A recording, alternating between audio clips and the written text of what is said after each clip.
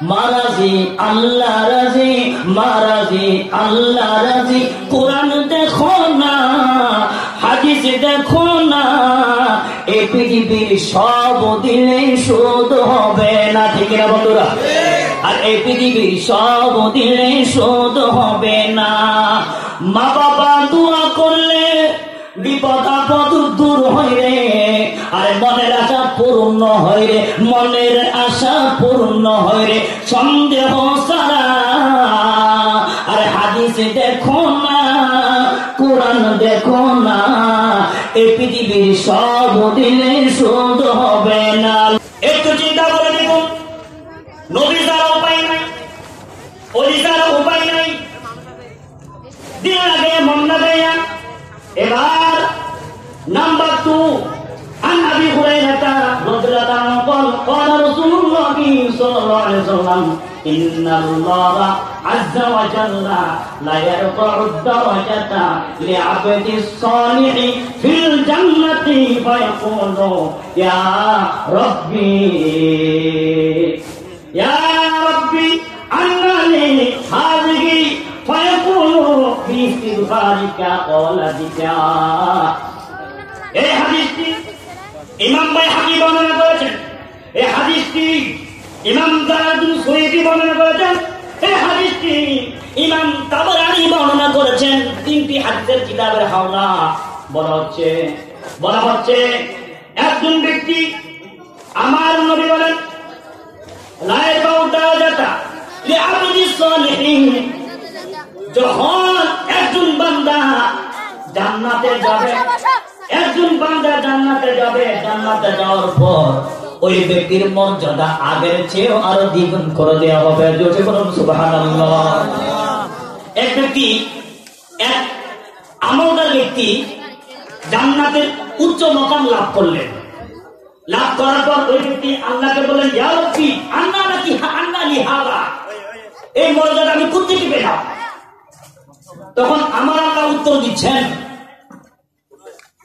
তোমার সন্তান পৃথিবীতে আছে, তোমার সন্তান তোমার জন্য পৃথিবীতে দোয়া করতেছে, ওই দোয়ার বদলতে আমি তোমার মর্যাদা আগের চেয়েও আরো বাড়িয়ে দিয়েছি। উচ্চ আওয়াজে বলুন তো সুবহানাল্লাহ। দলিল কয়টা? দলিল কয়টা? দেখুন আমার বন্ধুরা, দলিল দিলাম 2টা, কিতাবের নাম আপনাকে দিয়ে দিলাম। শুধু তাই আমার বন্ধুরা, আমি আরেকটি হাদিসের দলিল দিব। হযরত আলী ইবনে আব্বাস রাদিয়াল্লাহু আনহুমা আন্না সাদ ইবনে উবাদা রাদিয়াল্লাহু আনহু তুওফিয়াত উম্মুহু ওয়া হুয়া গায়বুন। হযরত ইবনে আব্বাস থেকে তিনি বলেন একদিন সাদ ইবনে উবাদা নবীর দরবারে আসলেন, ইয়া রাসূলুল্লাহ আমি তো আমার মা যখন মারা যায় আমি উপস্থিত ছিলাম না, ওমা গায়বুন, উনি অনুপস্থিত ছিলেন। ফাকালা ইয়া রাসূলুল্লাহ ইন্না উম্মি তুওফিয়া, ইয়া রাসূলুল্লাহ আমি উপস্থিত ছিলাম না, আমার মা ইন্তেকাল করেছে। আনতাওহা শাইউন আনতা তাদাক্তু বিহি আনহা, ইয়া রাসূলুল্লাহ আমি কি আমার মার জন্য কিছু করতে পারি, কিছু সদকা করতে পারি কিনা? আর আমার দয়াল নবী রহমতুল নবী উত্তর দিলেন না, ক্বালা নাআম, হ্যাঁ তুমি চাইলে তোমার মার জন্য সদকা করতে পারো। জোরে বলুন সুবহানাল্লাহ। উনি বলেন, তখন সাদ ইবনে উবাদা বলেন ফাইন্নী উশহিদুকা ইন্না হাইতিল মিসরাফা সাদাকাতান আনহা, ইয়া রাসূলুল্লাহ আমি আপনাকে সাক্ষী বানালাম, আপনাকে সাক্ষী রেখে আমি আপনাকে উপস্থিতি রেখে ঘোষণা করলাম আমার একটা বাগান আছে, ওই বাগানটা আমার মার জন্য দান করে দিলাম। দলিল আছে কিনা? দলিল আছে কিনা? কিতাবের নাম বুখারী শরীফ। কি শরীফ? বুখারী শরীফ, জিলদে আউয়াল, পৃষ্ঠা হচ্ছে 386। 386 এভাবে আমরা বন্ধুরা অনেকগুলো দলিল দেওয়া যাবে। এবার আসুন, এবার অন্যদিকে যায় আমার বন্ধুরা। একজন কাজী সাহেব মারা যাওয়ার আগে স্ত্রীকে বললেন, স্ত্রী, যদি আমি মারা যাই আর তোমার পেটের মধ্যে যে সন্তান আছে ওই সন্তান যদি ছেলে হয়, সন্তানকে তুমি আমার পক্ষ থেকে মাদ্রাসায় পড়াবে। জোরে বলুন সুবহানাল্লাহ। আমার প্রিয় বন্ধুরা, দিল লাগে এমন লাগে, সন্তান যখন বড় হলো, সন্তানকে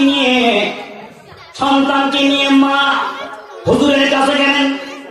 হুজুরের কাছে যাওয়ার পর হুজুর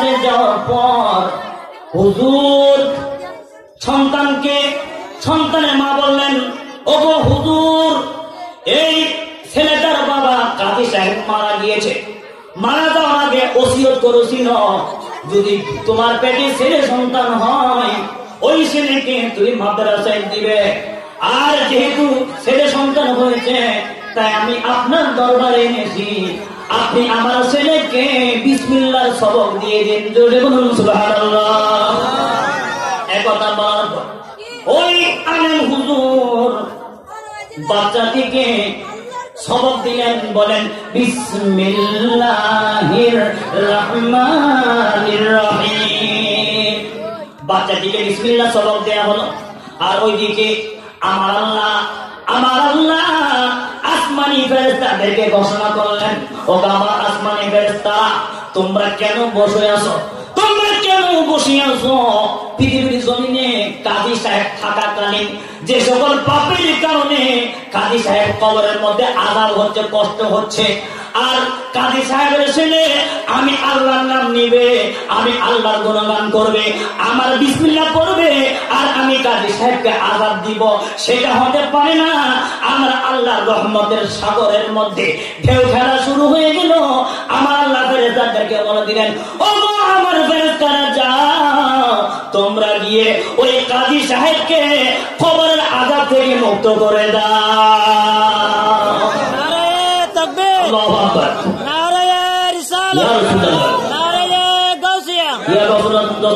আমার বন্ধুরা, তাই সাহেব বলেন, মা গো মা, আরে জন্ম দিল মা, বলুন মা গো মা, ও গো মা, জন্ম দিল মা, লালন করলো মা। মারাজি আল্লাহ রাজি, মারাজি আল্লাহ রাজি, কোরআন দেখো না, হাদিস দেখো না, এই পৃথিবীর সব দিলে শোধ হবে না। ঠিক না বন্ধুরা? আর এই পৃথিবীর সব দিলে শোধ হবে না। মা বাবা দোয়া করলে বিপদ আপদ দূর হয় রে, আর মনের আশা পূর্ণ হয় রে, মনের আশা পূর্ণ হয় রে, সন্দেহ ছাড়া। আর হাদিস দেখো না, কোরআন দেখো না, এই পৃথিবীর সব দিলে শোধ হবে না। আল্লাহুম্মা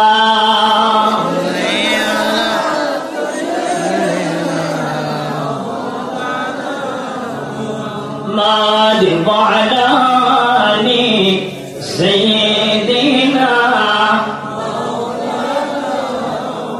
আমার বন্ধুরা, সমাজের মধ্যে খতমে তাহলিল আছে কিনা? আর হলো খতমে তাহলিল আছে কিনা?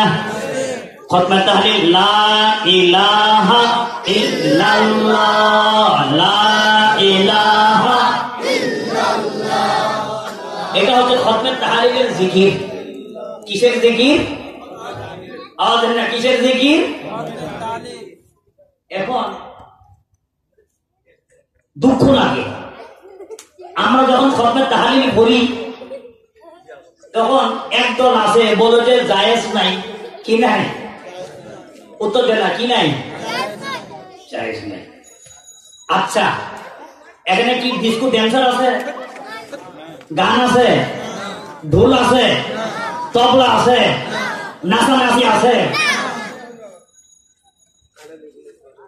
এ কি বলে?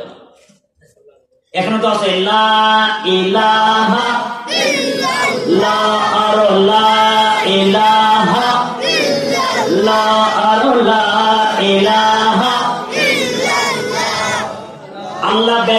খুশি? আর ওরা বলে যে যায়। আচ্ছা আমার বন্ধুরা, জায়েজের দলিল আছে কিনা জানার দরকার আসেনি? আওয়াজ না আসেনি? হুজুর গাউসে পাক রাদিয়াল্লাহু আনহু যখন 50 বছর বয়স, কয় বছর? আওয়াজ না, কয় বছর? আল্লাহর প্রেমে ফানা হয়ে গেলেন, বিবাহ করেন নাই। আমার নবী হাজির হয়ে গেলেন, সুবহানাল্লাহ বলুন। নবী হাজির হলেন, ইয়া গাউসে পাক, ইয়া আব্দুল কাদের জিলানী, তুমি সংসার শুরু করো। সংসার শুরু করো। সুন্নতে মুস্তাফা, বিয়ে করা কি সুন্নতে? সুন্নত আছে, ফরজ আছে, হারামও আছে, মাকরুহও আছে, ওয়াজিবও আছে। ব্যাখ্যা বিশ্লেষণ আমি সেদিকে যাব না, আমরা ধরি সুন্নতে মুস্তাফা। সুন্নতে মুস্তাফা নেকাহ করা। ইয়া রাসূলুল্লাহ, নবী হাজির হয়ে গেলেন। কেমন ব্যক্তি? যার জন্য যে ব্যক্তি আল্লাহকে রাজি করতে চায় ওই ব্যক্তিকে নবীকে রাজি করতে হবে, ঠিক কিনা? আর যে ব্যক্তি নবীকে রাজি করতে চায় ওই ব্যক্তিকে হুজুর গাউসে পাককে রাজি করতে হবে, ঠিক কিনা বন্ধুরা? কেমন ব্যক্তি, কেমন বুজুর্গ যার বিয়ে করানোর জন্য স্বয়ং রহমাতুল আলামিন হাজির হয়ে যায়। জোরে বলুন না সুবহানাল্লাহ। বয়স 50। বয়স কত? 50। আব্দুল কাদের 50 বছর হয়ে যাচ্ছে, এখনো বিয়ে করা হচ্ছে না। সংসার দরকার আছে তো। একটা নয়, দুইটা নয়, কয়টি বিয়ে করলেন? সুবহানাল্লাহ বলবেন না? আবার আপনি একথা চিন্তা করেন না, বাবা হুজুর তো দলিল দিছে, তাহলে আমিও শুরু করবো। সাবধান, হুজুর বলছে। এক হুজুর মাসালা বলতেছিনি, তায়াম্মুমের মাসালা। কিসের মাসালা? তায়াম্মুমের। কিসের? আওয়াজ না, কিসের?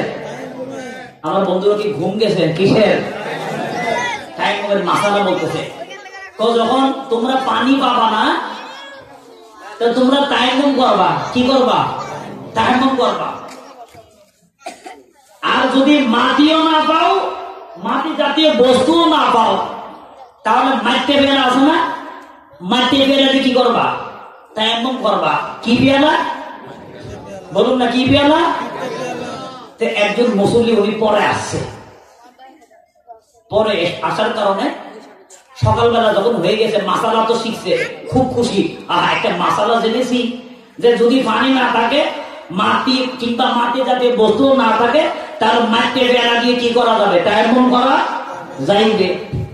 সকালবেলা উঠে দেখে ওয়াশারের লাইনে পানি নাই। সুন্দর করে চিকেন উনি রান্না করে গেল।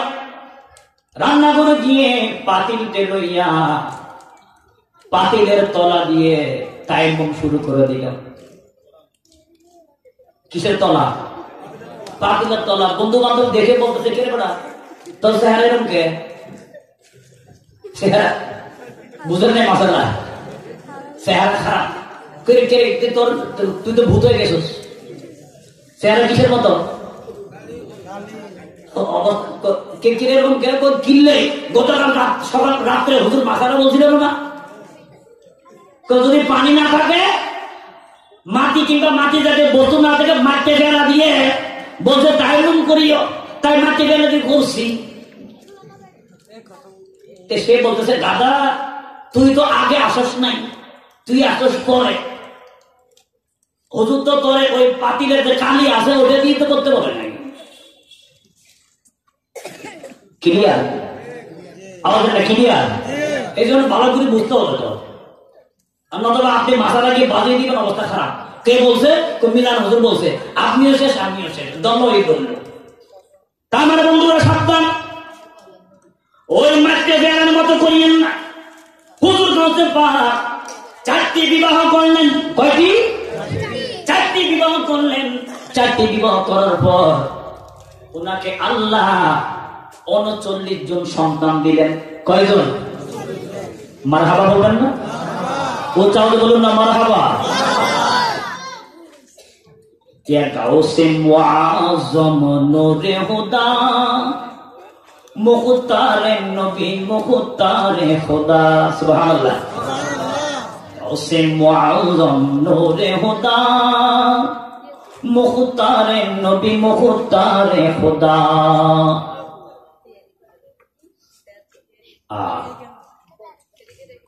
উনি শুধু আমার নবীর আল্লাহর প্রিয় না, আল্লাহর কাছে যাইতে যাইতে নবী বলেন আমি তোমার একদিকে তো তুমি আমার বুজুর্গ বান্দা, আরেকদিকে হচ্ছে তুমি আমার আওলাদ। জোরে বলুন না সুবহানাল্লাহ। মুখতারের নবী মুখতারে খোদা। 39 জন সন্তান, 7 জন ছেলে, 22 জন মেয়ে। মেয়ে বেশি না ছেলে বেশি? মেয়ে না ছেলে? আর আগামীকাল গিয়ে স্ত্রীকে মার দিয়ে না কবাজি গাউসে পাকের ছেলে আসলে বেশি, মেয়ে হো কম, তুই আগামীকাল থেকে ছেলে দিবি কিন্তু সাবধান। 7 জন 22 জন, কিন্তু কিতাব বলে না না, কিতাব বলে হুজুর গাউসে পাকের 50 জন সন্তান ছিল। সুবহানাল্লাহ বলুন। কয়জন? 50 জন। একজন ব্যক্তি হুজুর গাউসে পাকের দরবারে আসলেন, আমার কোন সন্তান নাই, গাউসে পাক একটা সন্তান দেন না। আলহামদুলিল্লাহ বলবেন না? আবার এখানে আছে অনেকেই আছে বলতে হুজুর তো বাজি শিরিক করে ফেলছে, আছে না? আছে না? শিরিকের গাঠি বস্তা 420 শিরিকের গাঠি, বেড়াতের গাঠি। ওই যে হাত তো লম্বা না, বাইতে হাত বলে গাউসে পাক আমার তো সন্তান নেই, একটা দেন না। আচ্ছা ঠিক আছে, আমার নসিবে আল্লাহ 49তম একটা সন্তান রেখেছে, 50তম একটা সন্তান আছে, ওই সন্তানটাকে আমি তোমাকে লাউহে মাহফুজ থেকে দিয়ে দিলাম। আল্লাহু আকবার। দিতে পারে কি না? পারে কি না? আর উনি তো অনেক উপরে, আমার পীর মুর্শিদ বর্তমান হুজুর কেবলা তাহের সাহেব, আমি সেদিকে গেলে ঘটনা বাড়বে, আমার দলিল দিতে পারবো। তাই আমার বন্ধুরা, আমি আমার 50তম সন্তান তোমাকে দিয়ে দিলাম। সন্তান পৃথিবীর জমিনে এখনো আসে নাই, সন্তানের নাম রাখা হলো মহিউদ্দিন। জোরে বলুন সুবহানাল্লাহ। মহিউদ্দিন নাম কি? মহিউদ্দিন। আর যাকে দেওয়া হলো ওনার নাম হচ্ছে আরবি, তাই ওনার নামকরণ করা হলো মহিউদ্দিন ইবনে আরবি। মহিউদ্দিন ইবনে আরবি। এই মহিউদ্দিন ইবনে আরবি পৃথিবীর জগতে যখন আসলেন, আসার পর উনি ইলমে তাসাউফের উপর উনি ওই জমার শ্রেষ্ঠ আল্লাহর ওলি হলেন। হানাফিল্লার মকাম উনি অর্জন করলেন। করার পর একটা কিতাব লিখলেন, ওই কিতাবের নাম হচ্ছে ফুতুহাতে মাক্কিয়া। ফুতুহাতে মাক্কিয়া। এই মহিউদ্দিন ইবনে আরবির ঘটনা শুনুন। এই মহিউদ্দিন ইবনে আরবি যিনি হুজুর গাউসে পাকের রূহানি সন্তান ছিলেন, উনি বললেন, উনি দলিল দিলেন, আমি শুনেছি যে ব্যক্তি 70,000 বার, কয় হাজার বার? 70,000 বার কালেমা তয়্যিবার জিকির করবে, ওই ব্যক্তির সকল গুনাহ আমার আল্লাহ মাফ করে দিবে। সুবহানাল্লাহ। কয় হাজার বার? বলুন না, কয় হাজার বার? কিতাবের নাম সাচি হাকায়া, কিতাবের নাম শরহে শিফা, অকাইরাহা, আর অনেকগুলো কিতাব আছে। খেয়াল করুন, 70,000 বার, 70,000 বার। এই মহিউদ্দিন ইবনে আরবি আল্লাহর বুজুর্গ একদিন দাওয়াত খেতে গেলেন। দাওয়াত খেতে যাওয়ার পর সেখানে এমন একজন আল্লাহর বান্দা ছিল যার কাশফ খোলা ছিল। সুবহানাল্লাহ বলুন। যার কাশফ খোলা ছিল, কাশফ কারামত, যিনি সাহেবে কাশফ ছিলেন, ওই আল্লাহর বুজুর্গ, উনির কাশফ যুবক ছিল, যুবক ছেলে, তার কাশফ ছিল খোলা। ওই কাশফ দ্বারা সে জান্নাত জাহান্নাম সবকিছু দেখতে পেতে। মুহিউদ্দিন ইবনে আরবি ওই যুবকের সাথে খানা খাচ্ছেন, হঠাৎ করে যুবক কান্না করতেছে, আহা হা হা করে কান্না করতেছে, হা করে কান্নায় লিপ্ত হয়ে গেল। আর হুজুর ইবনে মুহিউদ্দিন ইবনে আরবি বললেন, ও আল্লাহর বান্দা, তুমি কেন কান্নাকাটি করতেছ? আর ওই যুবক বলল, হুজুর, আমার মা বাবাকে কবরের মধ্যে দেখতেছি, তারা জাহান্নামের আগুনের মধ্যে রয়েছে। হুজুর, মা বাবা কবরের আগুন জ্বলতেছে, আমার আর তো সহ্য হয় না, মা বাবার কান্না তো সহ্য হয় না, হুজুর একটু দয়া করুন, দয়া করুন। এরপর হুজুর মুহিউদ্দিন ইবনে আরবি ৭০,০০০ বার উনি কালেমা তয়বা পড়ে রেখে দিয়েছিলেন। উনি মনে মনে ওই ৭০,০০০ কালিমা তয়বার জিকির, এই সবগুলো ওই যুবকের মা বাবার জন্য দান করে দিলেন। সুবহানাল্লাহ। এর কিছুক্ষণ পরেই যুবক মুস্তি মুস্তি হাসতেছে। হুজুর বললেন, ওরে যুবক, কিছুক্ষণ আগে কান্না কাটি, আর তুমি এখন কেন হাসতেছ? যুবক উত্তর দিল, ও গো হুজুর, আমি হাসতেছি এর জন্য যে আমার মা বাবাকে আমি জান্নাতে দেখতে পাচ্ছি। এই জন্য মুহিউদ্দিন ইবনে আরবি বললেন, আমি ওনার কাশফ দ্বারা প্রমাণ করে দিলাম যে নিঃসন্দেহে এটা আল্লাহর নবীর হাদিস। জোরে বলুন সুবহানাল্লাহ। আল্লাহর নবীর হাদিস। তাই আমরা সুন্নিওয়ালারা আমাদের মা বাবা আত্মীয় স্বজন মারা গেলে আমরা খতমে তাহলিল পড়ি। খতমে তাহলিল পক্ষে না বিপক্ষে? বলুন না, পক্ষে না বিপক্ষে? দয়ালো নবী দেনের ছবি, কোথায় আছো লুকাইয়া? আমার দয়ালো নবী দেনের ছবি, কোথায় আছো লুকাইয়া? সালাত মিয়া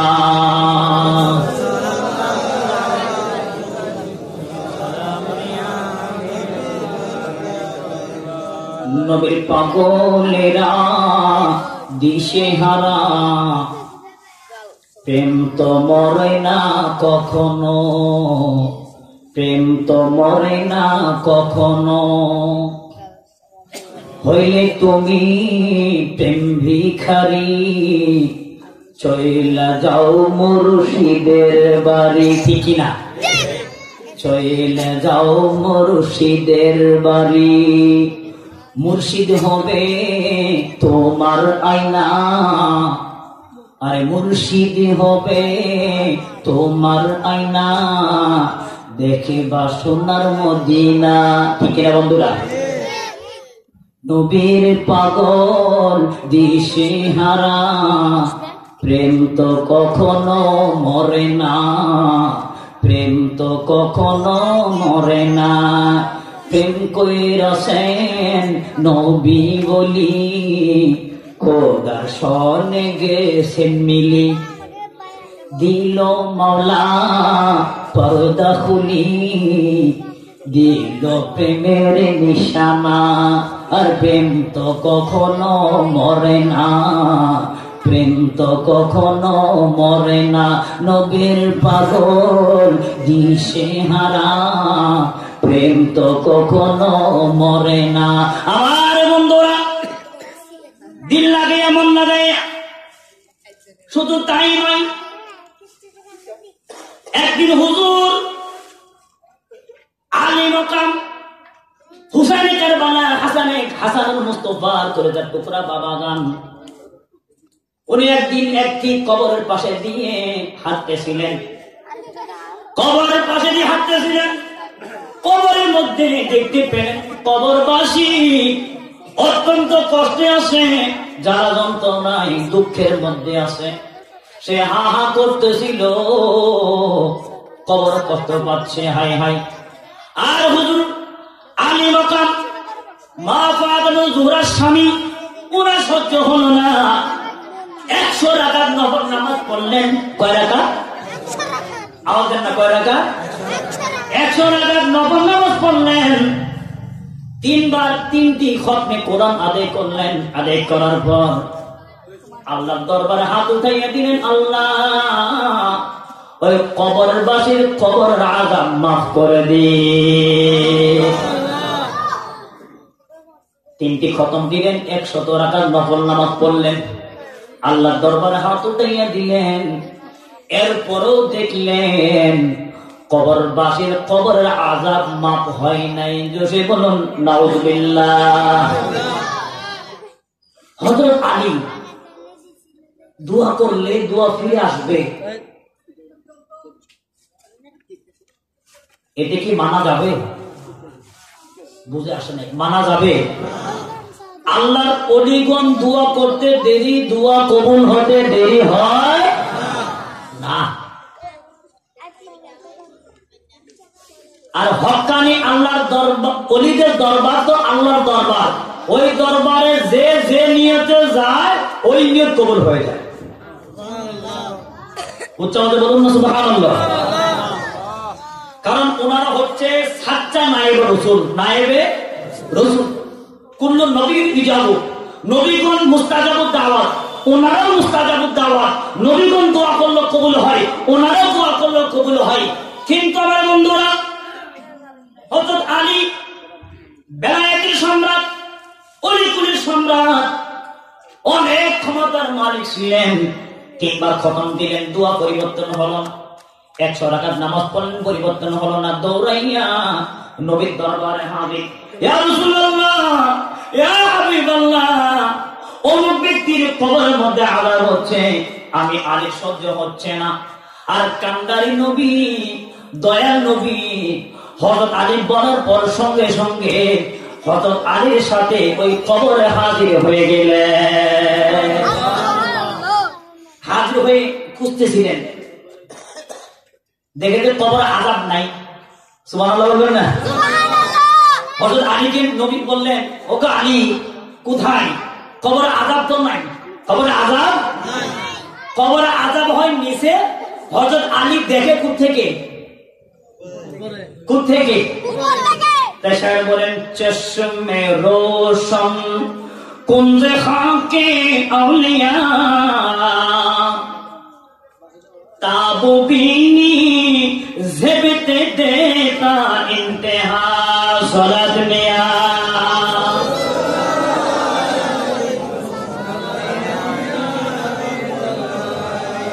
আল্লাহ বলিরা এমন কতগুলো ব্যক্তি যাদের কাছে কোনো কিছু গোপন নাই, গোপন গোপন। এই জন্য দলিল দিলে অনেক দলিল দেওয়া যাবে, কিন্তু আমার আলোচনা সেটা নয়।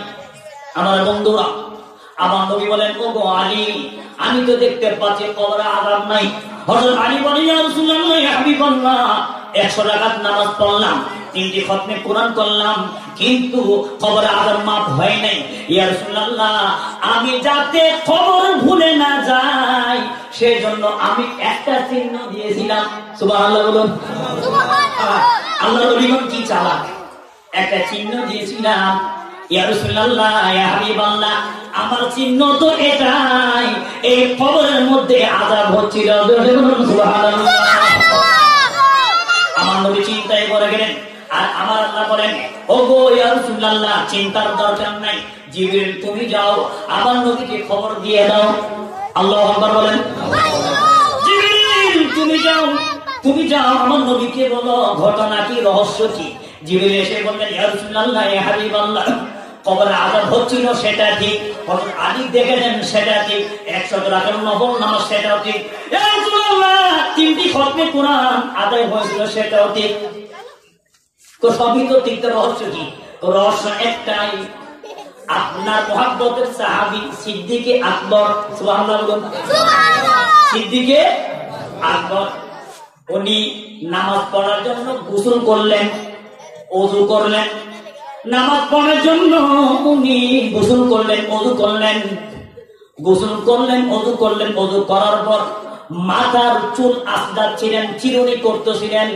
চিরুনি করতে করতে এক পর্যায়ে হুজুর সাইয়েদুনা সিদ্দিক আকবর রাদিয়াল্লাহু আনহুর একটি চুল মুবারক পড়ে যায়, ঝরে যায়। আর ঝরে যাওয়ার কারণে হঠাৎ করে বাতাস আসে, আর ওই বাতাস ওই চুলটাকে উঠাইয়া উঠাইয়া ওই কবরের পাশে নিয়ে গেল। কবরের পাশে নিয়ে যাওয়ার কারণে শুধু একটা কবর নয়, সেখানে যত কবর ছিল সকল কবরের বাসীর কবর আযাব মাফ করে দেওয়া হয়েছে। আল্লাহু আকবার। ইয়া রাসূলুল্লাহ, ইয়া রাসূলুল্লাহ। তাই সারা বলেন, নামাজকে বলো না কাজ আছে, কাজকে বলো আমার নামাজ। বলেন, নামাজকে বলো না কাজ আছে, কাজকে বলো আমার নামাজ আছে, কাজকে বলো আমার নামাজ আছে। নামাজ বিহীন পরপারে কি জবাব দিবে তুমি প্রভুর কাছে? ঠিক আছে বন্ধুরা, নামাজ বিহীন পরপারে জবাব দিবে তুমি প্রভুর কাছে। ফজর কাটে ঘুমের ঘরে, জহর কাজে কাজে, আসর কাটে খেলাই ধুলাই, মাগরিব মাঝে মাঝে। এশার সময় হয়ে এলে ভাই, হয়ে এলে থাকো মিশে দুনিয়ার পিছে। কি জবাব দিবে তুমি খোদার কাছে? কি জবাব দিবে তুমি প্রভুর কাছে? প্রভুর হুকুম মানো রে ভাই, তুমি থাকো যেতাই। প্রভুর হুকুম মানো রে ভাই, যেথাই থাকো তুমি, আর তুমি থাকো যেথাই। সময় গেলে পাবে না ফিরে, সময় গেলে পাবে না ফিরে, মরণ তোমায় লইবে ঘিরে। আহা, মরণ তোমায় লইবে ঘিরে। কি জবাব দিবে তুমি প্রভুর কাছে? কি জবাব দিবে তুমি প্রভুর কাছে? আমার বন্ধুরা, এভাবে দলিল প্রমাণ হয়ে গেল।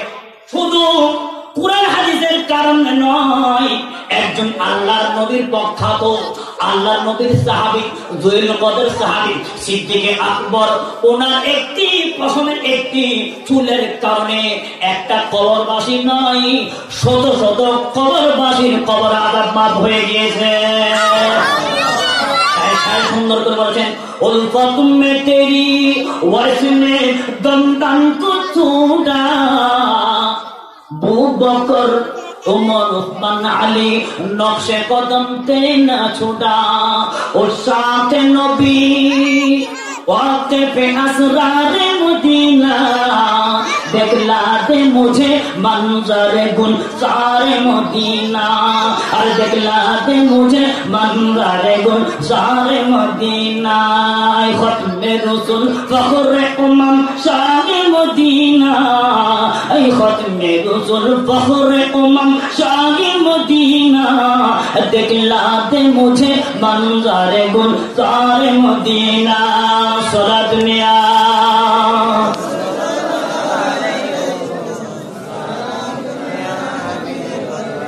আমার ইসলামী বন্ধুরা, শুধু তাই নয়, কিতাবের নাম গারাইব ও খাজানা।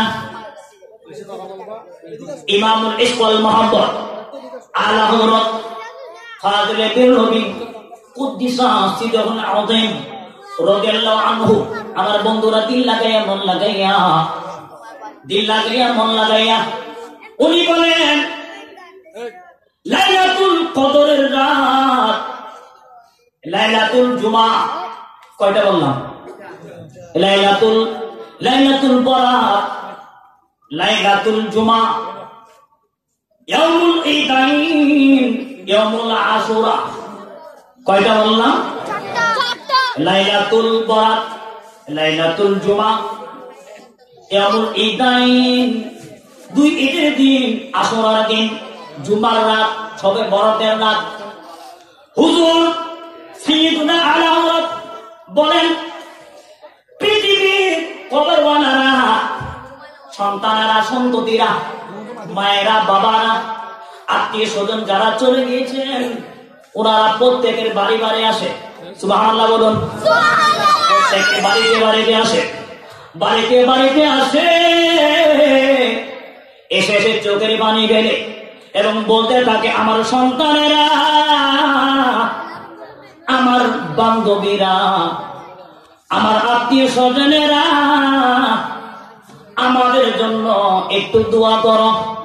আমরা জাহান্নামের আগুনের মধ্যে কষ্ট পাচ্ছি, একটু দোয়া করো।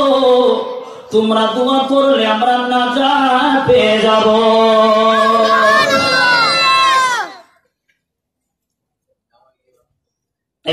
কবর মাঝে মা বাবাকে দেখা যাবে না, বলুন কবর মাঝে মা বাবাকে দেখা যাবে না, দেখবে যাকে তিনি হলেন সোনার মদিনা। ঠিক না বন্ধুরা? আরে কবর মাঝে মা বাবাকে দেখা যাবে না, দেখবে যাকে তিনি হলেন শাহে মদিনা। আরে তুমি বুঝবে তখন, তুমি বুঝবে তখন নবী বিনে আপন কেহ না, তুমি বুঝবে তখন নবী বিনে আপন কেহ না। আমার মরণ আসিবে কখন কেউ তো জানে না, বল আমার মরণ আসিবে কখন। আমি মরে গেলে আমায় তোমরা ভুইলা যাইও না, আমি মরে গেলে আমায় তোমরা ভুইলা যাইও না। আমার মরণ আসিবে কখন কেউ তো জানে না, আমার মরণ। এই দুনিয়া চিরজীবন থাকার জায়গা না। ঠিক না বন্ধুরা? আর এই দুনিয়া চিরজীবন থাকার জায়গা না, অন্ধকার কবর আমার আসল ঠিকানা। আহা, অন্ধকার কবর আমার আসল ঠিকানা। সবাই রেখে তোমায় চলে যাবে, সবাই রেখে তোমায় চলে যাবে, সঙ্গী হবে না। আমার মরণ আসিবে কখন কেউ তো জানে না, আমার মরণ আসিবে কখন কেউ তো জানে না। আল্লাহুম্মা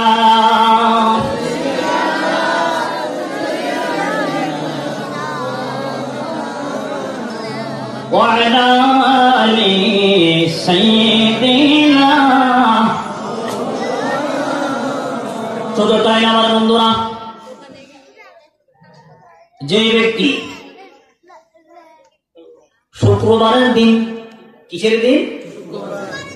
শুক্রবারের দিন, শুক্রবারের দিন মা বাবার কবর জিয়ারত করে, মা বাবার কবর জিয়ারত করে, আমার বন্ধুরা, যে ব্যক্তি শুক্রবারের দিন মা বাবার